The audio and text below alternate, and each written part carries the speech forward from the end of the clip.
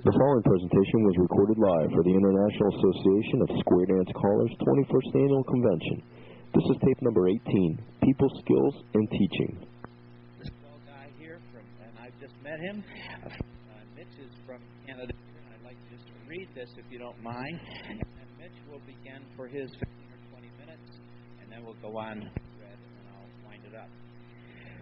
Okay, so in the back, come on in. Try to find a place. We have some sitting on the floor here, and that's fine. The carpet is not too bad to sit on, is it? I hope that's comfortable for you. If the seat is hard, it's the one you brought in with you. Okay, now,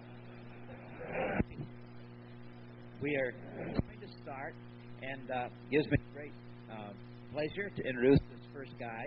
Mitch began calling in 1974 and joined CALLERLAB in 1984. He was actively involved in the Manitoba Callers Association, Eastern Division, and has served on the executive in every capacity. Mitch and his wife, Marcia, run their own square dance program in Winnipeg. Mitch teaches and calls basic through A1. First, I give you Mitch Blyth. Let's hear it for Mitch.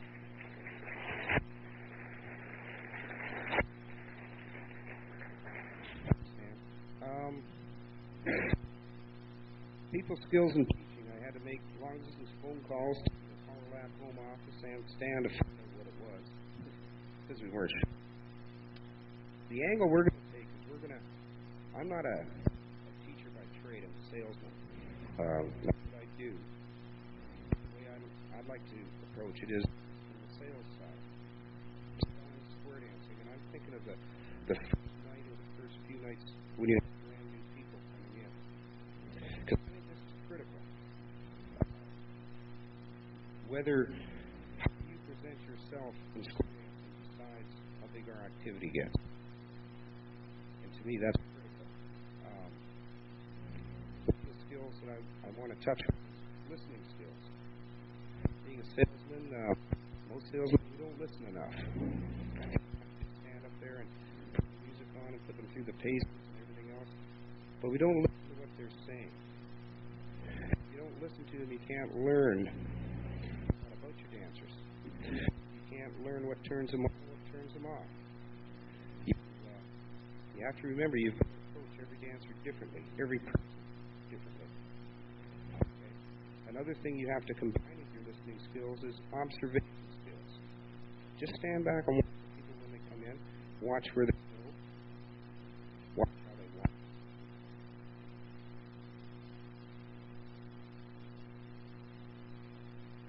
The guy that have a rhythm problem. I think we've all had that. I'm sure we have. If you watch him, you can see who's nervous. You can see who's uncomfortable. You can see the guy that's there because his wife has said for the last 20 years, honey, I want to try this. And finally he's got tired of it and he says, okay, I'm going to go once. Okay? And those are the people I like to zero in on, because that's when the real challenge comes to me is I can see the guy that's here. He doesn't really want to be here. He's doing this to keep his wife happy. And my success rate with keeping them is very, very good. Because those are the people I zero in on. And that's where you observe and you listen. And that's how you communicate with them, using your people skills. Observe and listen. If you combine both those skills, listening and observing, you can read every dancer, new dancer that comes into your class. And then this is when you start to separate the dancers. Because you've got to remember, the success of the class depends on you. How comfortable you make each dancer feel is the key to your success. If you're not a person that's going to make them feel comfortable coming out for the first time, I don't think they'll come back.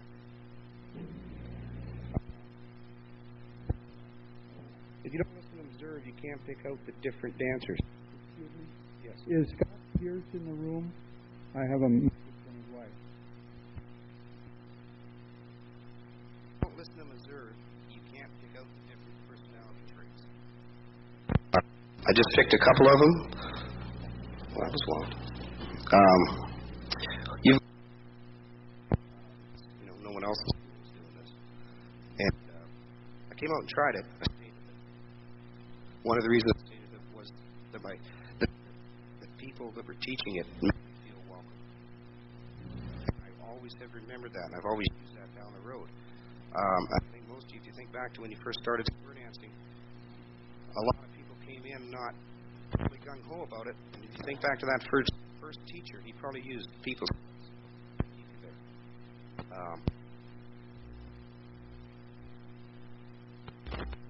Who is who, communicating with them at their level. You've got to talk to them at their level. You've got to remember you're giving them a new language. You're teaching them a new activity. You've got to kind of put away everything that's going on up here that you know about it, and you've got to talk to them. You can't talk to everybody the same way. Each personality needs a different approach. You've got to joke with the clown, get technical with the professor, and reassure the indifference. Okay. No matter how you talk to people, and I can't stress this enough, don't talk down to them. With them. I've observed people in class kind of stand up there on the stage with the mic, looking down at the dancers all night long. These are brand new people. You're up there.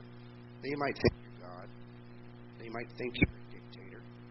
They might not be sure what to think. Okay, you've got to get down on the floor and circulate, talk to them, show interest and concern. Talking to them.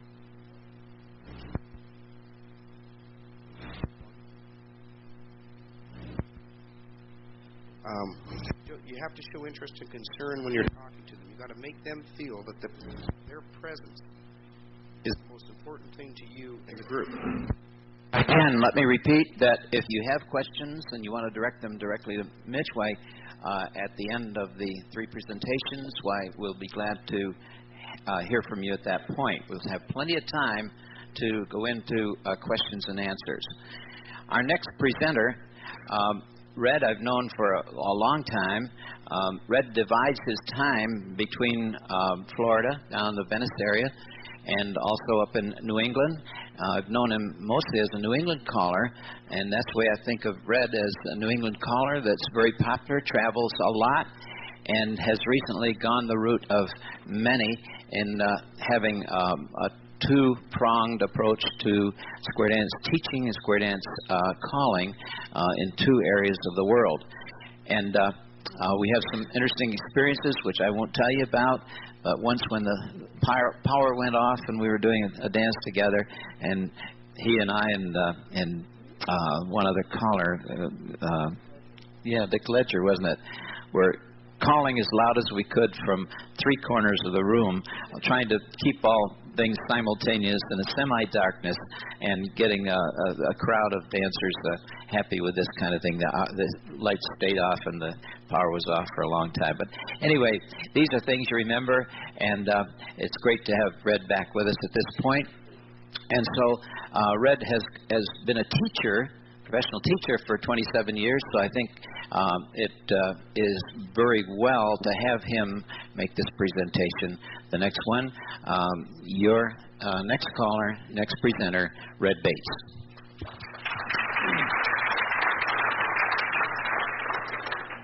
Yeah, thank you very much. We did have a lot of fun that day. I think we had a pianist, too. Didn't we have somebody playing the piano? Sue Ledger played the piano, and that was all we had for music. But, you can do a lot of things, and that's certainly a good example, I think, of people skills. You have to adapt to the situation. And I hope none of you ever have to be in that situation, because by the end of that hour, my voice was shot, and I think I was a horse for a week afterwards. But, and also, the three of us called the same dance from three different parts of the room, so that everybody could hear. Anyway, that was a few years ago. About 10, huh? Yeah. Yeah, I've taught in junior high school for quite a few years. I'm retired from that now, and now I teach the second set of children in Florida. It seems that people retire and they revert back to their second childhood in a lot of ways, personality ways. They are demanding, they want this, they want that, and so when you go in to call for them, you better be ready to adapt to that situation. And so you handle them in a lot of the same ways that you handle kids in school. How many teachers do we have here? I suspected a lot, because a lot of teachers go into calling, and they already have some fundamental skills that are very important and stand them in good stead when they get working with anybody, of course. One of the things that I think Mike touched on this morning was that the 1993 caller survey showed that 74% of our members feel that poor teaching contributes to our problems in square dancing today. That's certainly not all the answer, but it could be a big part of the answer. From my limited experience of about 40 years, I don't remember in the early years, now I may be, you correct me, but I don't remember losing people in my classes, or at least not a great number of them. In other words, when we started a class, we ended up with approximately the same number of people at the end of the session. Today, I hear all kinds of horror stories where somebody had a beautiful class, had 8 squares, but ended up with 4. And sometimes even worse than that. And I just wonder if our teaching skills aren't going out the window and being replaced by teaching figures. And teaching figures at the expense of our dancer population. Now, that seems to be one thing that I've seen, and I think most of you probably have similar stories. I had an experience in Florida this year where I wanted to get a class, so nobody in the area seemed to be getting classes. So I spent some money, and I put some ads in a newspaper. Paid ads, not the freebie columns, you know, that you can get into. And I put them in certain sections, one section especially where it says garage sales, because everybody reads the garage sales section. And it was amazing, but I turned up 5 squares anyway. Those 5 squares are still with me now. We're finishing up, well, except for a few that had to go back north. So I think it can be done. But anyway, perhaps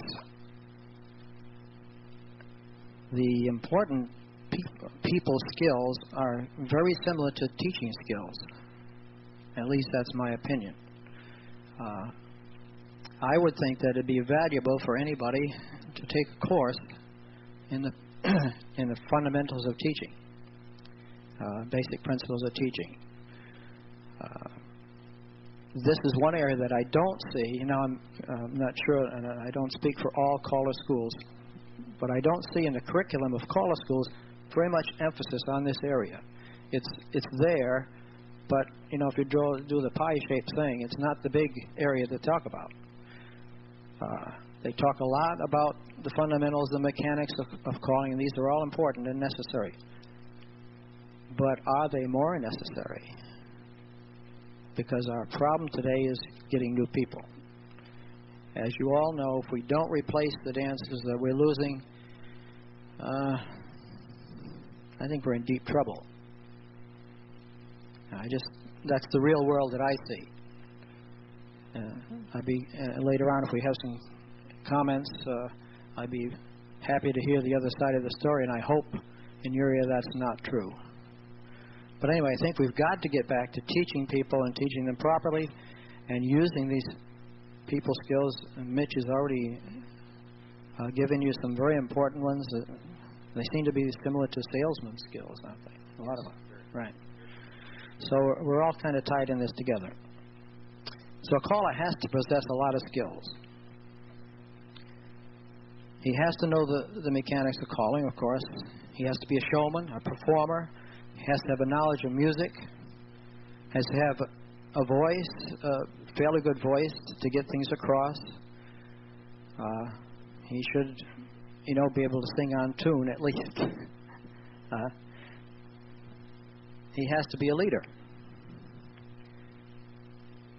But more important, especially with our new people, he has to possess good teaching or people skills.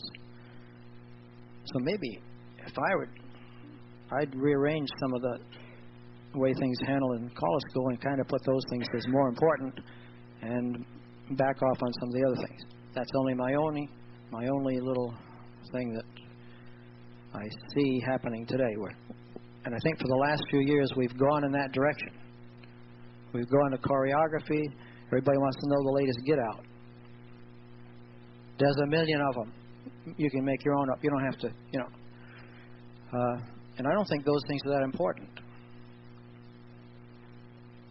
From the dancer's viewpoint, they want to have a nice, comfortable dance and a fun time and a good experience at any level.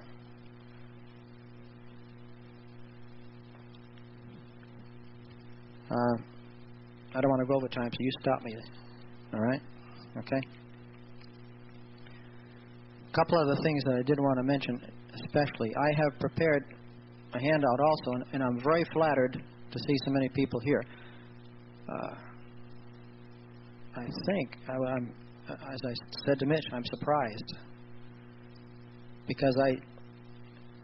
But maybe people are coming around to see the same things that I'm seeing. That these areas we're talking about here at this convention are the most important ones, really, when it comes right down to it. The other things happen, and you can get information on, the rhythm and the music and the phaser and all that stuff. It's all there. You can learn that. But teaching and pupil skills are what make or break the situation. And I think that's true at any level. Now, I had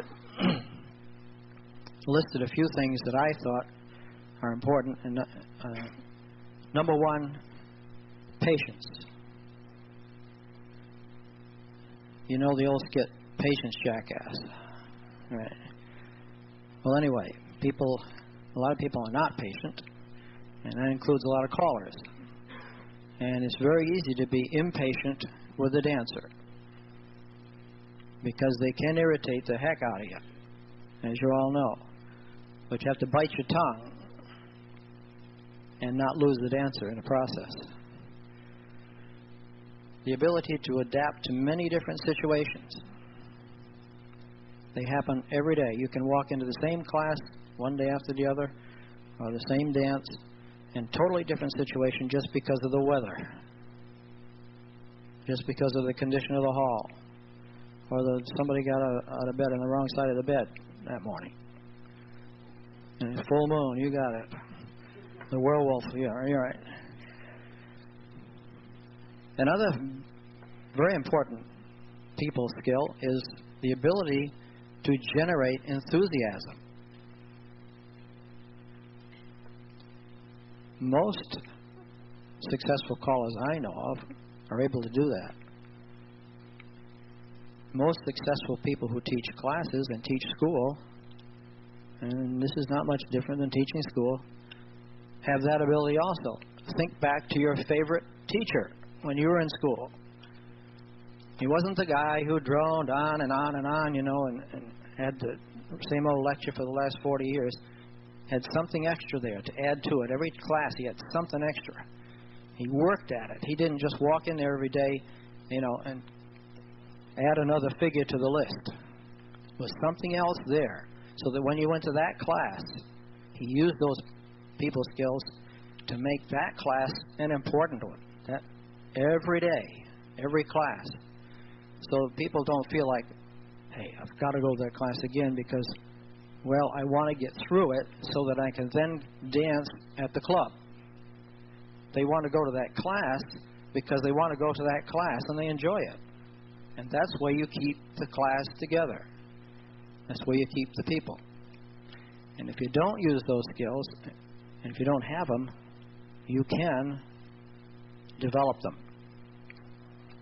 I believe that. You can develop those skills. Not everybody's going to be good at everything. That's true. But you certainly can improve. And your attitude is another skill, really. Your attitude that you go into that class. Now, we all have bad days. And I have mine too. But when I go in that door, I forget everything else. I walk in there, and this is my goal for that day is to give these people a good time. In the process, I teach them something. And I teach them more when they're having a good time than I do when I'm not really with it, you know. And I know that. Some days I don't accomplish as much as I do other days. And I can feel that. And I really work on that. The ability to anticipate a problem. And you touched on that just a little bit. And subsequently avoid that problem. You can almost tell when somebody walks in the door and not feeling good, just the way they walk in. Their posture, body language, right? You might walk over to that person and say, "How you doing today?" You know, in my class, I have coffee and donuts. It's a morning class. That's what I can do down there, right in Florida. And we call it my coffee and donuts class. So every morning I stop my way and pick up some donuts and bring them in. But just a little thing like that helps. Another skill, a very important skill, is to be able to convey what you want in a non-threatening manner. Don't put them on the spot. If you got your people with you, you can teach them a lot more. If you frustrate them, you lost them. You might as well quit because they're not going to learn.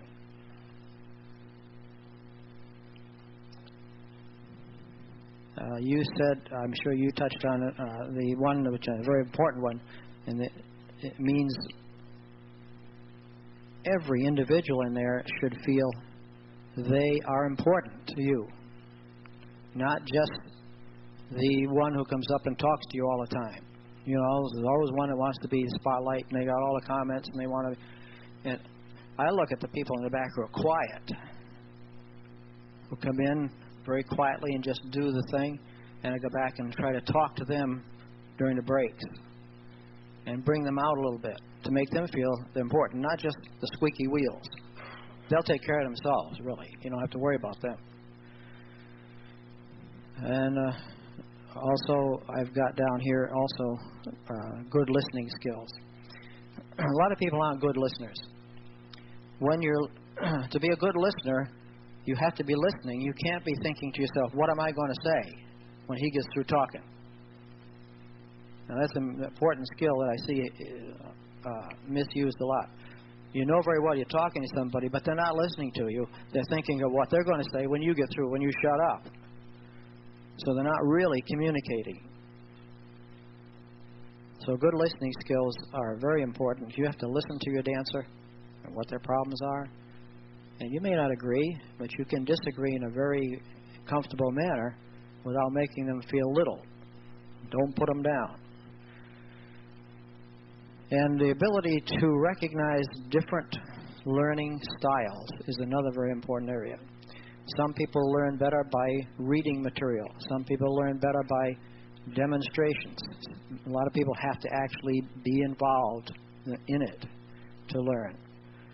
So there are many different ways that people learn. And you should be aware of those things. I think that's what I say. There's an entire curriculum that callers should be aware of.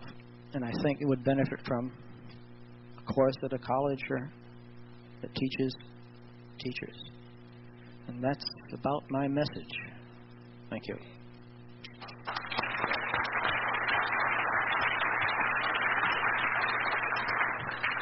Thank you, Red.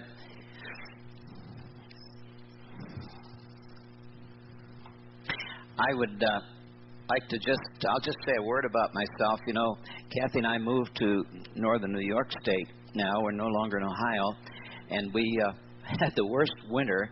Some of you from the east know what we're talking about. Had the worst winter and all the native people in northern New York say that now you've been through the mill. Now every year from now on it's going to get easier. So I hope so, because we had a bad one. When we were in Ohio for that long period, 28 years or so, we published American Square Dance Magazine. I hope a lot of you are still getting it. It's now sold to John Sanborn in California, and John is trying hard to do a good job, and we think he's come a long ways with the magazine. We still have a little printer's ink in our blood, and you know that's the problem. Just as a caller never quits calling, do they? You know, you just say you're going to retire. You never really retire. You get back into it sooner or later. And so we have a little printer's ink in our blood, and we can't get it out, so we publish a note service every month. If you're interested, there are samples of our note service out there, and I know I'm not supposed to make a plug, but this is important. This is important. This is a service that we offer. The service is that if you're interested in my particular talk, the whole thing will be in the May issue, and you can get it free. Okay, so that's not a commercial. That's free. All right. All you have to do is write and tell me you want it. Okay. We have a handout here. I wonder if two VIPs would you do it? Thank you. Just run down the line. And there are 200 copies of this. How many copies do you have read of yours? About 50. Why don't we do that? Because there are about 100 and a little more than 100 here today. So do you want to start, or shall we? All right. Why don't you go ahead and start passing those out? And then if you didn't get one, why, be assured, as Red said, he will have other copies available in the office, the registration area. Okay. Long as we're taking a little time to do these pass out, if you feel like stretching a bit, because we've gone right now for about 40 minutes, stretch a little bit, raise your hand, say hello to your neighbor, and then we'll ask you to sit back down in a minute.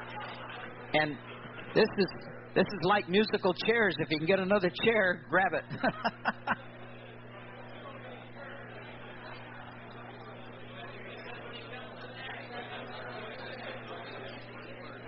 Sit back down again.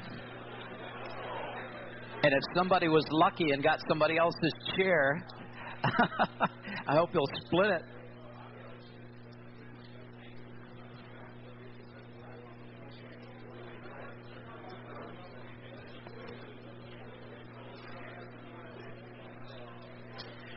We're sorry about the situation in the back there, that some of you do not have a place to sit, but like Red said, we're very pleased that so many of you decided to come out today.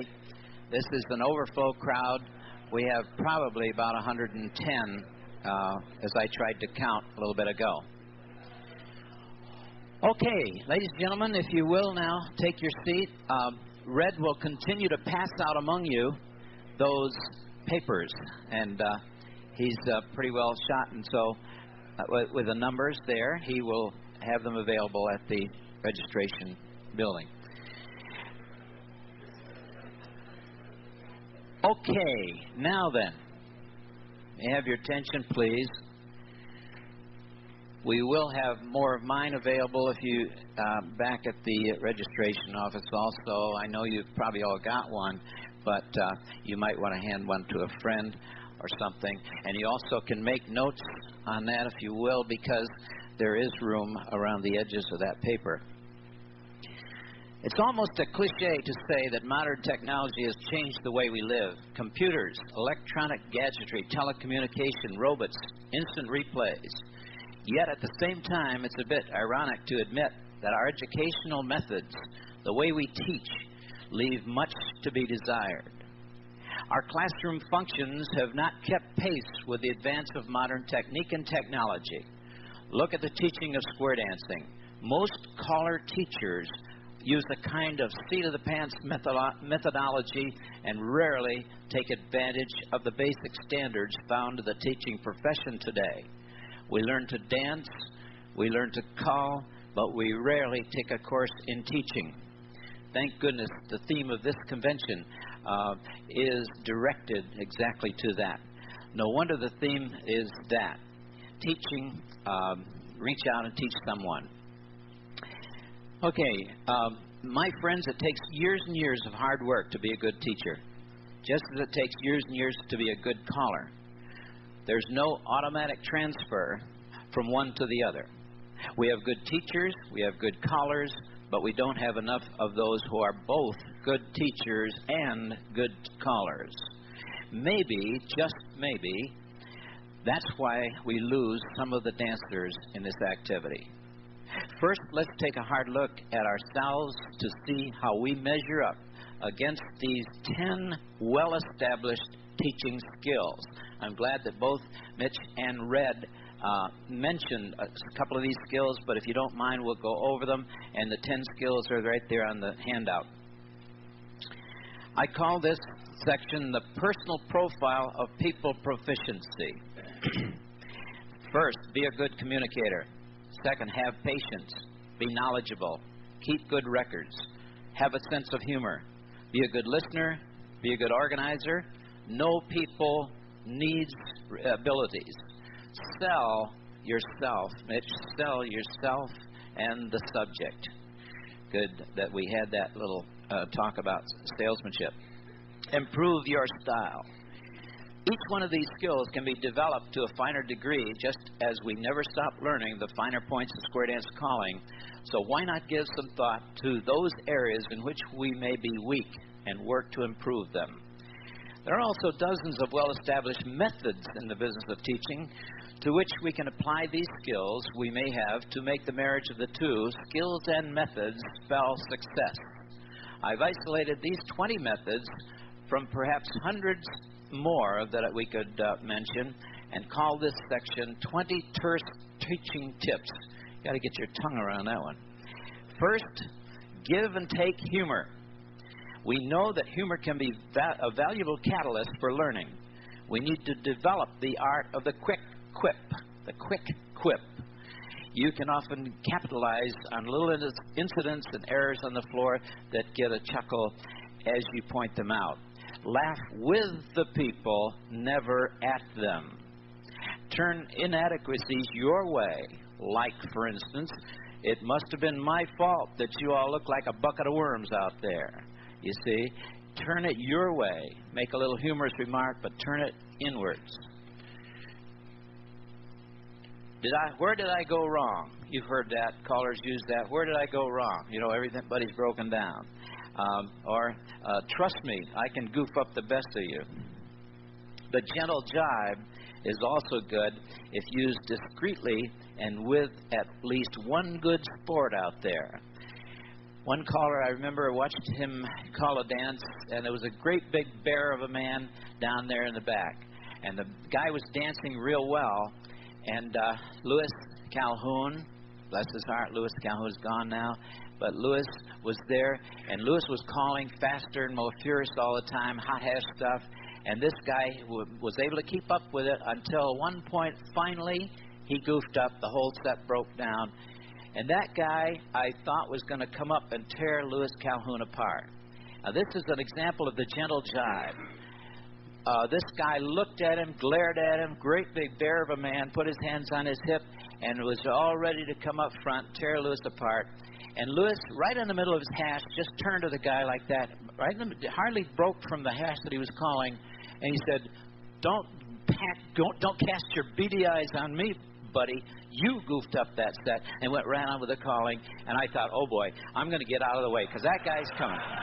That guy's going to get him. But you know something? Louis knew the guy, was a good sport, and the guy broke out in such uproarious laughter that it broke down all the other sets from the guy laughing. He wanted that recognition. And you know, sometimes you got to find that good sport down there, and you got to capitalize on this kind of humor. But be very careful of what we call the gentle jibe. You know, Kathy does this to me all the time, the gentle jibe. If you read Meanderings, you know what I'm talking about. And actually, though, if you know the person and can use that to your benefit, why not? Think about it. Next, build rapport. Now, there's a good French word that has no English simile that I know of. Start by genuinely liking them. Soon they'll equally like and respect you. Commend them constantly for good dancing. Get some good-natured kidding going back and forth, as you said about the humor, as we said about the humor aspect. Talk to them between tips. Note birthdays, anniversaries, other highlights in their lives. Lift them and love them. That's pretty much what rapport means, as near as we can define it in English. It's important to know the people that you're teaching. It's been said that we don't teach square dance, we teach people to square dance. Good analogy. Learn to quickly assess the capabilities of those you deal with. And that was said already. Know each student's background, personality, interests. Remember that slow is not dumb. Slow is not dumb. Had a guy in my class, I taught classes for about 17 years, and then went on the road more and didn't do classes much after that. But one guy was so slow, it was just so aggravating. Could not move fast at all. Funny thing was, later on I found out he is a NASA engineer. And I found out this. When I was calling cast off 3/4, he came up and very quietly said, Stan, you know, actually, you did a cast off 7/8. Then I got the clue, folks, that some people analyze every call. You remember you heard already from one of our presenters that people learn differently in different ways. This guy was analyzing everything I said. Naturally, it took him a little longer to react, you see. And I thought he was dumb, stupid, slow. He wasn't. He was one of the most brilliant guys that I could ever run into. Learn to listen, and that's been said very well, so I don't need to go into that. But I just want to say you should constantly say, are there any questions? Do you have any questions? And then that helps you to get the answers from people if they have questions. Leave them hungry. This is a strategy often abused. We get absorbed. We forget the limits of their mental and physical capabilities. When they learn, when they lean, they won't learn. Boy, I got to watch those words. When they lean, they won't learn. 10 or 15 minutes on the floor is enough in that hash tip, and in the whole tip, in fact. 2-hour class is enough. A 2.5-hour dance is enough. And as you know, and travel as much as some of us do, the 2.5 hours has become the new standard. We don't usually have a 3-hour dance, except in some areas and specials and so forth. But 2.5 hours is pretty much standard. Sometimes in Florida, it's 2 hours, isn't it, Red? 2 is getting to be a new standard in all the dances in Florida. Talk turkey means simply talk their language. Watch your enunciation and choice of words. Know two ways to teach any basic with entirely different words. Have you thought about that? Can you do that? 2 ways to teach any basic with entirely different words. Some people react good to mentioning the walls on moving around, cast-offs and so forth. Some react to that. Some don't. Some don't react at all to 180 degrees, 360 degrees. They could care less. They don't know what that means. And some react to so many steps to get there. So remember, there are different ways to teach everything that you teach. Know your subject 100%. This goes without saying. Read the book. Anticipate your questions. Remember the 5 invariable phases of learning. Now, this is not on your paper. You might want to copy these down. Those 5 invariable phases of learning are definition, preparation, presentation, participation, and application. I wish we had time. If we had a longer series, we would go into each one and define each one a little better. But I'll repeat those in case you didn't get them. Definition, preparation, presentation, participation, and application, the practical application of this. Next, build motivation. This reminds us of the old adage, you can't make anyone learn anything. They must want to learn. So, how do you motivate people? There's a $64 question. I remember Cal Golden used to talk a lot about motivation. How many ever went to one of Cal Golden's schools or clinics? Quite a few. So you know he was very strong in this particular thing. Be excited about the subject yourself. Use examples, humor, stories, dramatics. Cajole, entice. Create the imagery of goals of accomplishment that they can reach. This is a very, very important thing. As you stand up there, you've got to be motivated. You've got to be convinced that you're doing the best job that you can for those people. 2 blackbirds were sitting on the wire. I think this happened in Arkansas. And one of them looked up, and one of the Navy fighters zipped across the skyline, blazing away. And one blackbird said to the other, "Gee, I wish I had that much fire on my tail." Well, there you are. Motivation. Good example. Polish your mannerisms, because we know that manners, style, stance, body action, and gestures often speak louder than words. Have you thought about that? When you stand up there to teach, have you sometimes have to kind of lean on something, kind of put your hand in your pocket and do these things? If you've gone to caller schools, you know how we stress that business of posture and gestures and so forth, not looking sloppy, dressing well, and so forth. An old Southern preacher was reciting this truism to his group, and this is a little thing for us to remember. The preacher said, "Your walk talks, your talk talks, but your walk talks louder than your talk talks." Think about that. There's a lot to that, sure. What he's really saying is those gestures, that stance, that walk, whatever, is very important when you're teaching or anything else. People judge very quickly from your mannerisms. And if you're up there as a caller and acting sort of casual, and you didn't care much about doing this dance and so forth, they know it. They know it right away, and they'll adapt the same attitude. If you belong to Toastmasters or any speech club, you learn that one needs to practice gestures and bodily movements very carefully. One learns how to be animated, more gestures convincing, avoid annoying habits. One preacher I know about, I come from a preacher's family, so I know a little bit about this, but one preacher tried to learn how to use gestures, and he said, "When the roll is called up yonder, I'll be there." Then he realized what he'd done, you see. So sometimes gestures are more important than we think. The creative scenario is the next one. Must be established. Just as important to your teaching content is the environment for learning. Check the 3 C's: courtesy, comfort, and consideration. Is the physical layout appropriate? The first law of learning is readiness. Do you see impediments to this readiness factor? Change situations if they can be changed. Thorough coverage of the subject is the next one.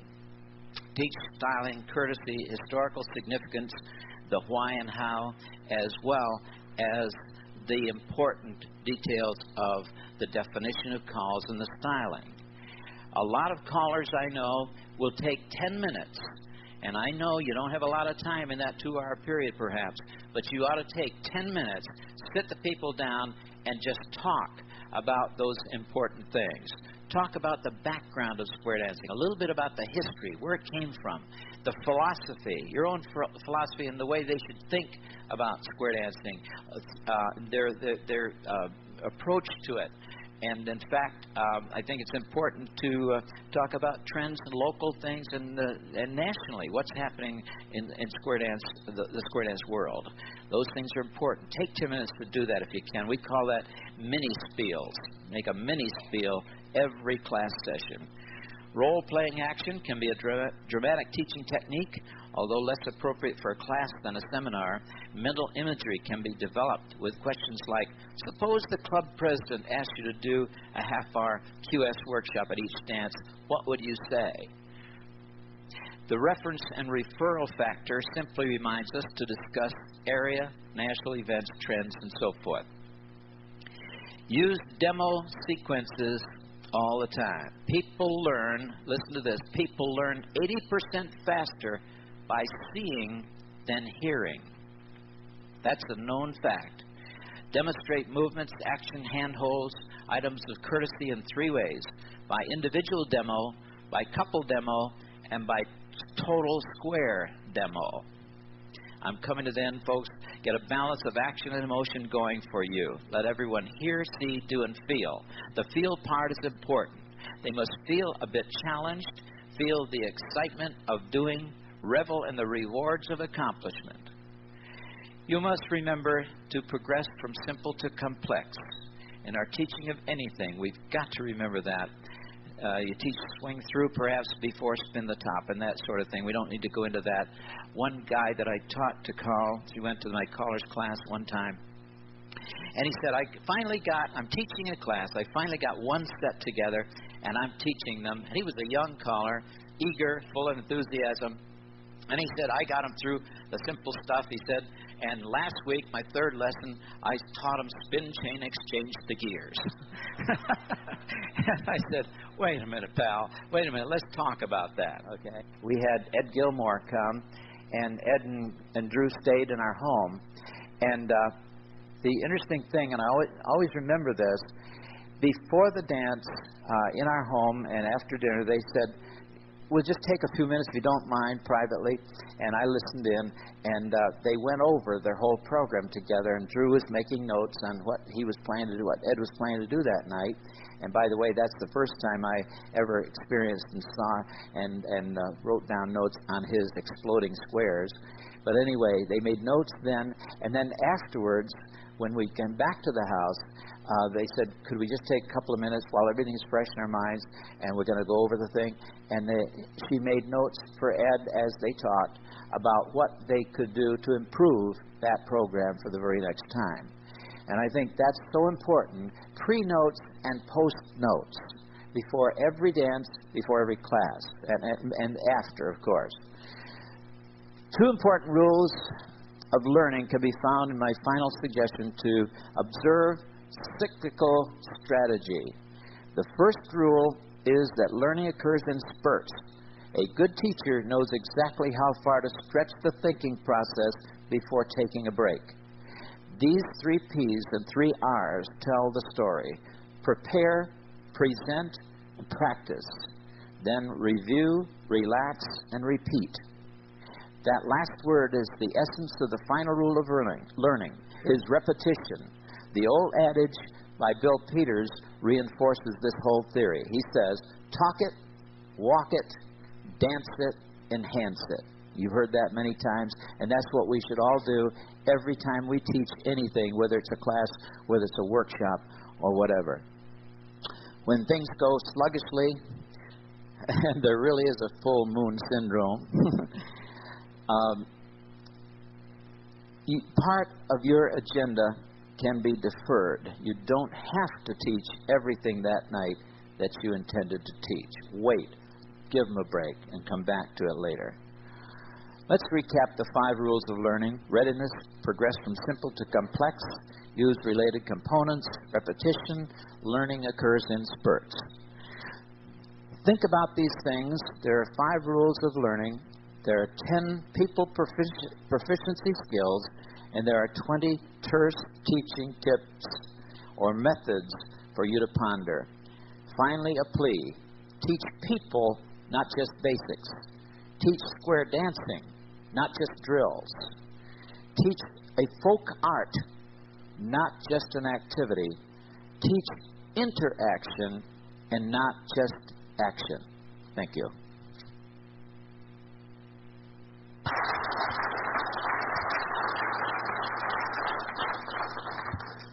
We have as much as a half hour if we need it, and we have 20 minutes before 12 o'clock, and we don't eat until 12:15.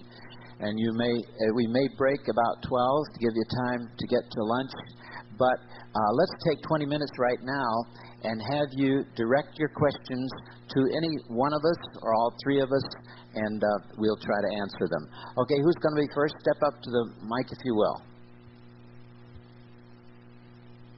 Hi, this is my first one. I've been calling for a number of years, obviously, as old as I am. I started in 58. First time I met Stan Burdick was at the First National in Seattle. And there was a couple down in front having a hell of a time.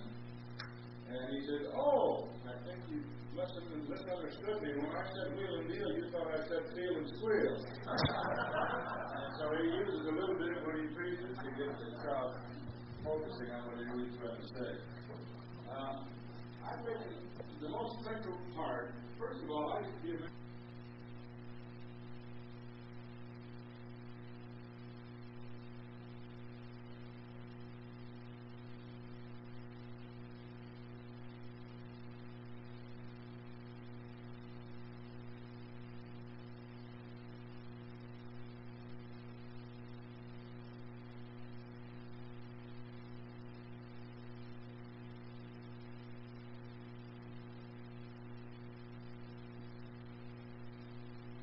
You asked to learn so damn much in such a short time frame. I don't care what names you put on. Just cut back on the amount you're trying to push down their throats so fast. You're taking the same approach that I would. Repeat, repeat, repeat. This, I used to be a coach, and I know that anything that's physical doesn't automatically go through the mind into the muscles. And you're doing the same kind of thing teaching square dance. They've got to transform this knowledge that they're gaining into reacting. Thank you. Your name? Good, because that will be preserved for posterity on the tape, so we want you to, each one of you, give your name. Thank you. We should have had him up here talking. Okay. Good. Did you have a question to direct? Under the message and the skills. Okay. The two words I would substitute for all of this, because I learned it in my own personal living through life. Caring under skills. Sharing under methods. Thank you, sir. Okay. Next one, and if you will, ask a question of the panel. We appreciate that. Can we have another person step up to the microphone? Glad to have you. Yes, sir. If you will, state your name, if you want, where you're from, not number of grandchildren and so forth, okay? Okay. Vancouver. Everyone on the panel has spoken about effective listening skills. Mitch probably is with the rest of us in the sales field learning effective listening skills. But I think for the most part, everyone talks about it. We haven't really heard too much what makes effective listening skills.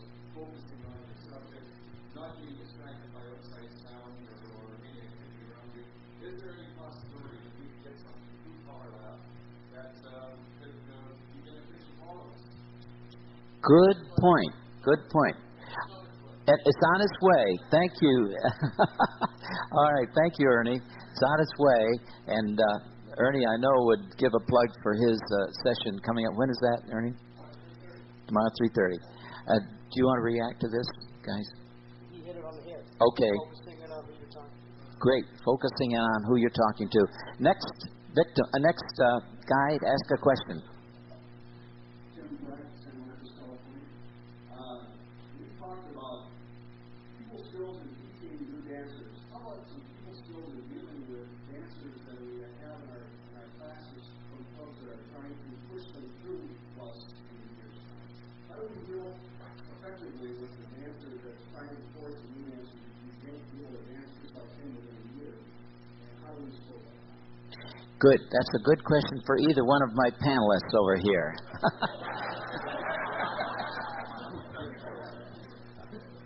I'll give that a shot, but that's a tough one. Yeah. Peer pressure is one of the hardest things you're going to have to combat. And you're not going to win every situation either. Basically, people want to dance with their friends. And if their friends are already dancing plus level, then their goal is to get to that level just as fast as they can. And I've seen that happen a lot down in Florida because basically the dancing down there is plus. Just, it's the soft, we call it a soft plus. That term I'm not sure I'm happy with, but anyway, that's basically what the dancing is. You come down and call a dance in Florida at one of the clubs around, you're going to be calling a plus dance, and it's going to be soft. You call any position, and they're going to go down the tubes. But in my classes, in this last class, I've been down there for 3 years now, so I'm really a newcomer to Florida, but I'm learning fast in a hard way. in the class that I have, I tell them right out, not the first night and after, but after I get to know them a little bit, you know, that they're not going to get through the full mainstream, even the full mainstream this year. And after a while, I don't really hit them with that right off, so I got them hooked good, you know. But I let them know after a while I get comfortable with them. I can talk about these things with them, and I say, we got this. If you go on and rush through these things, you're going to get to that club dance, and you're going to get clobbered because you haven't had the floor time, you haven't had time enough to let these things digest. And this is what I'm going to do for you.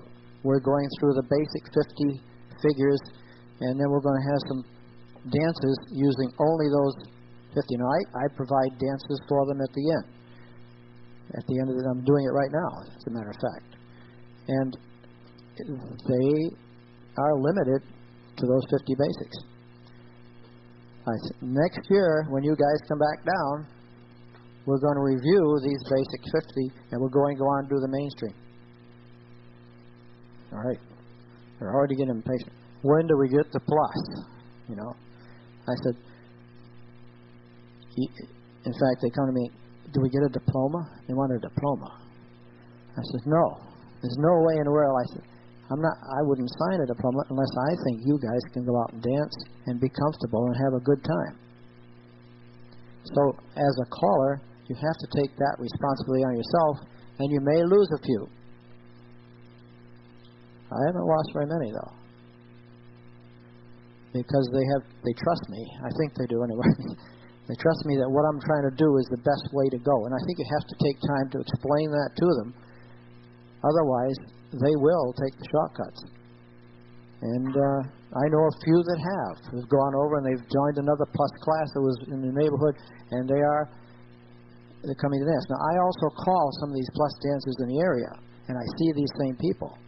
And I watch them, and they're having an awful time. They really can't do it. And so that's the only way I can see of handling it. There's no way you're going to get them all, to answer your question. But if you're honest with them, they trust you, I think they'll stick with you for the most part. And that's been my program. And now I have been there 3 years, and I've already got people into plus. It took 3 years to do it. And those people are very successful dancers in the plus. And I'm going to be honest. I'm not going to rush you guys through. I just won't do it, you know. But I'm doing it for your benefit, not mine. Certainly it'd be my benefit to keep everybody like good, you know. You know, their $10 is as good as anybody's. Does anybody charge $10 again? Oh, that's another subject, isn't it? I'd just like to touch on that. One thing that I think we've done in our area, and I don't think there's enough of it going on. Our association communicates. We try and communicate with the dancers, but the callers are all trying to work together to slow this whole thing down, to keep them at the basic mainstream level longer. So that they're, and what we've run into is it's only been working in the last couple of years because we had a situation there where everybody rushed right up. And it's hard getting it on the reins and pulling it back, but our association is working on it. And all the callers in our area are communicating on that subject. And I don't care where you're from. I think it can work in any area. But I think the callers have to communicate with each other and the dance association and the clubs. I think we've lost a little bit of communication in square dancing. Thank you, Mitch. I just want to add this. I skipped over, I apologize, I skipped over one item at the end there, be a benevolent dictator, but I think that fits in right here, because a benevolent dictator is loving, at the same time stands up for what he believes in. For instance, when a question comes up about teaching a certain basic certain way, you can say, well, CALLERLAB has told us this is the way, and I believe in CALLERLAB, and I want to follow through doing it this way. And you're a dictator in a way, but at the same time you're benevolent, and I'm sure that Red has used this strategy many times. I hate to have this happen when the dancers come up and try to tell you what you've got to do. I think maybe we're losing our responsibility and our role as leaders when we allow that to happen. And I'm sorry, Maybe you wouldn't agree with me, but I do not think that we need to have dancers come up and say, you've got to finish this class by April 2nd or whatever. I'll say, well, some classes go faster. Can we leave that open-end for now until we find out for sure whether I can graduate at that point or whatever? Okay, our next question. I've heard this several times about the beginners wanting to get up to the plus so they can dance with their friends. What do you think about the idea of convincing the plus to dance with their friends at the beginner level? Good point. Good point. Good point. Yeah. Communicate. Yeah, that's great. I do that, actually do that, and it works. At these so-called, what I call beginners' balls, okay, we invite their friends. And they come and dance, knowing very well that they're going to dance. And, you know, sometimes they get a little embarrassed because the class are better than they are at that level. Okay, Ernie?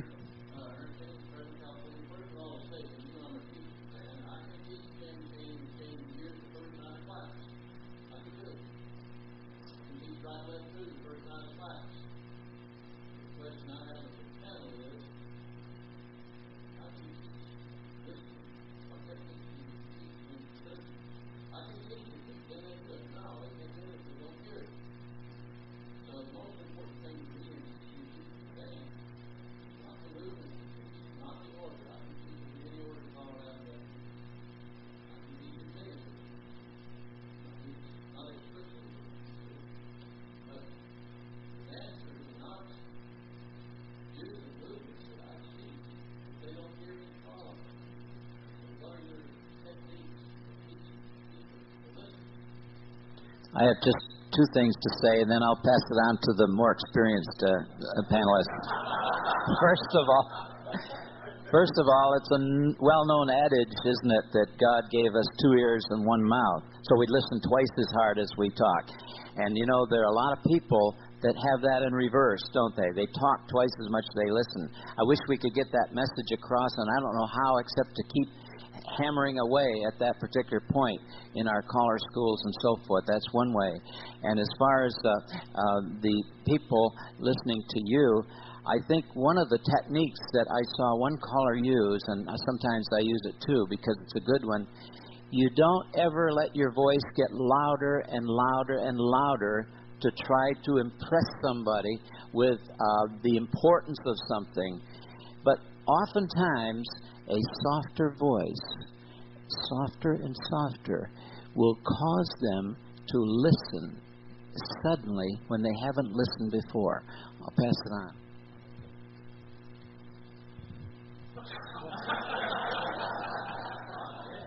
I give me experience Tough subject. But, yeah, I think there are some little techniques you can use. One of the ones that I use, well, I think it works anyway, it seems to for me, is we're working through some material and they get to an expected patterns. They think you're going to say this, right? And that's where you change it. You just throw a little thing in there and right away, you know, they go like this. And some guy, well, if you're teaching swing throughs, you know, and runs, well, after the swing through, the boys are ready to run around that girl, right?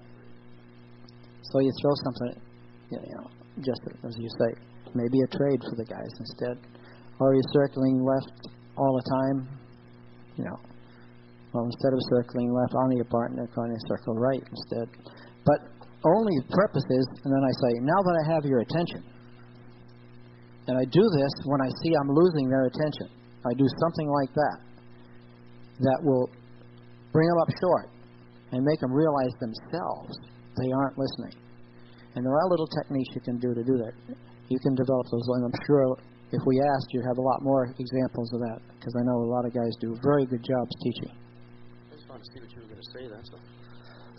One thing I use is I try and keep my explanations as short as possible and get them moving, because it's been my limited experience that people quit listening after about the first 30 seconds.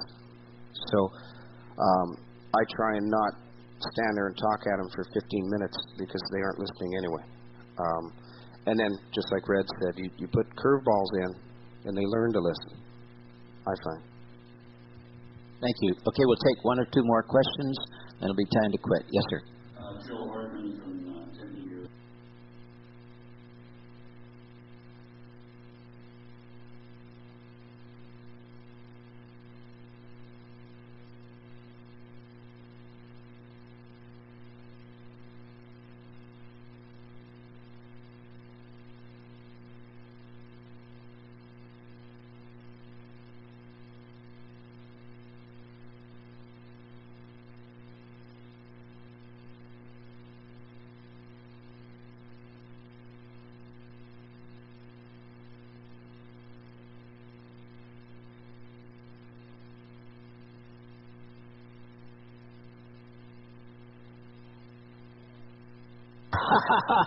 Good. Love it. Jack, come on up.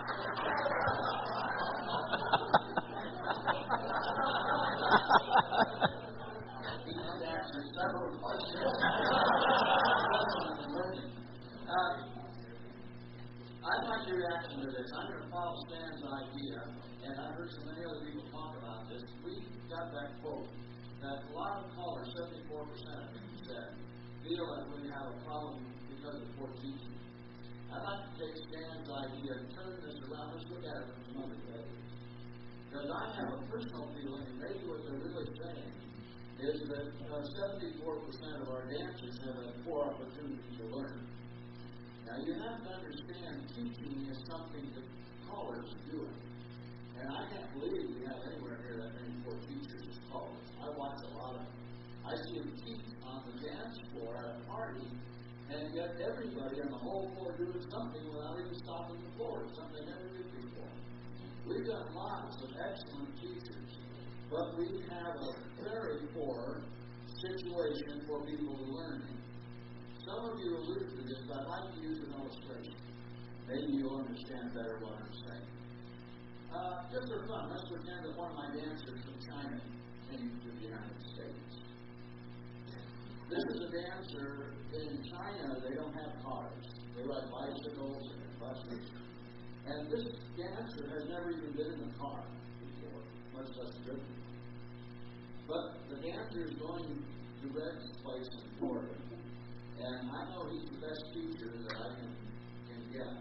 So I call him up and say, Red, I have a dancer that's coming from China and he needs to learn how to drive a car.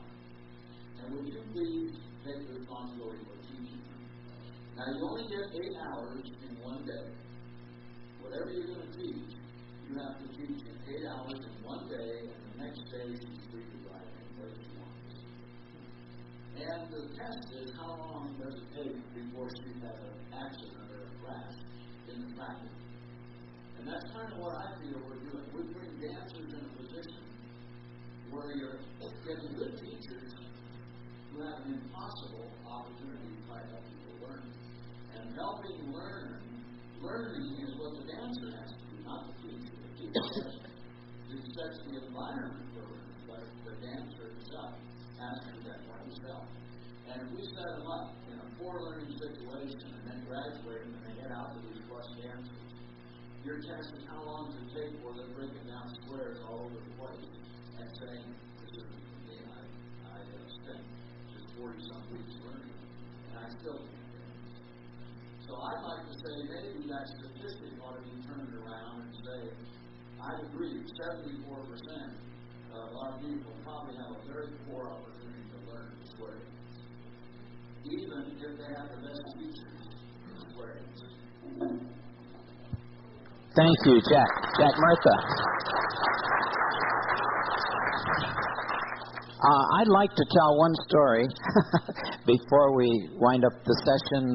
Then we can have a final remark from our other two panelists. This is a story that happened in some classroom somewhere. It's the only teaching story I know, and you'll forgive me if I go out of the subject just a little bit.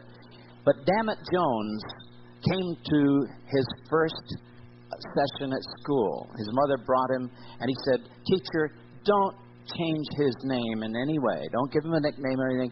His grandfather was named Dammit Jones, and he'll stay Dammit Jones the rest of his life, and don't you change a thing. Well, the kids in school got a big charge out of this, it was the 5th grade, and they thought it was so funny that Dammit Jones had come to join them, and they had a big laugh out of this. Finally, they settled down, and they got used to the name, and Dammit Jones was just like Charlie or Joe or whatever. Well, the principal had this habit of coming now and then into the back of the room, sitting and listening to what the teacher was doing. One day, the teacher was having a spelling bee, and she said to the group, she said, "Can any one of you spell Constantinople?" Dammit Jones raised his hand. The teacher looked at Dammit Jones and said, "Damn it, you can't spell that." And the principal jumped up at that. "Hell, lady, let him try." Final word from our panelists. We'll wind it up. Final word. Have a great convention. I agree. Thanks for coming out. We appreciate it. Thank you for coming, folks, and we hope you learned a little bit, and we'll see you around the edges.